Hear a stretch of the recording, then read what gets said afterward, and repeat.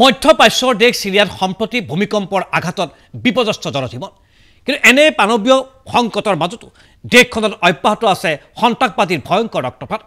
সিৰিয়াত এফালে উদ্ধাৰ অভিযান চলিছে আৰু আনফালে ইছলামিক ষ্টেটৰ সন্ত্ৰাসবাদীয়ে এম্বুছ কৰিছে সুৰক্ষা বাহিনীৰ ওপৰত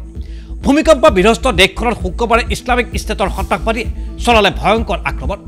আক্ৰমণত নিহত হ'ল ৭জনকৈ আৰক্ষীকে ধৰি ৬৯ গৰাকী ব্যক্তি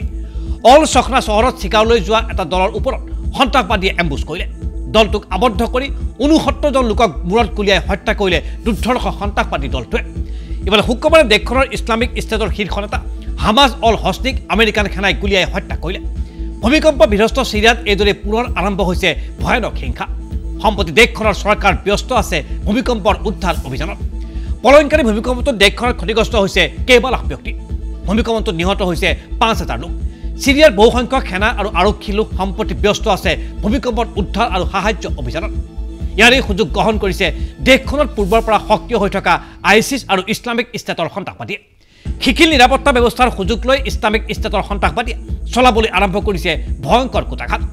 উল্লেখযোগ্য যে বিগত ১০ বছৰৰ পৰা সিৰিয়াত চলি আছে ভয়াৱহ গৃহযুদ্ধ এই গৃহযুদ্ধত ৰাষ্ট্ৰপতি বাছাৰ অল আছাদৰ নেতৃত্বত সিৰিয়াৰ সেনাই যুঁজ দিছে বিদ্ৰোহী গোট আৰু ইছলামিক ষ্টেটৰ অল কায়দাকে ধৰি সন্ত্ৰাসবাদী সংগঠনৰ বিৰুদ্ধে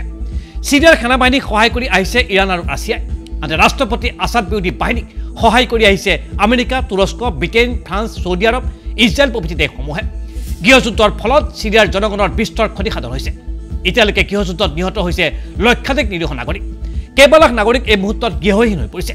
এনে পৰিস্থিতিত শেহতীয়া ভয়ংকৰ ভূমিকম্পই সিৰিয়াৰ নাগৰিকসকলৰ যন্ত্ৰণা দুগুণে বৃদ্ধি কৰিছে ভূমিকম্প আৰু গৃহযুদ্ধৰ আঘাতত এতিয়া সিৰিয়াৰ মানৱতাৰ অপমৃত্যু ঘটিছে সিৰিয়াৰ সৰ্বত্ৰে এতিয়া অসহায় মানুহৰ মাত্ৰ কৰুণ কণ্ডন আৰু কৰুণ কণ্ডন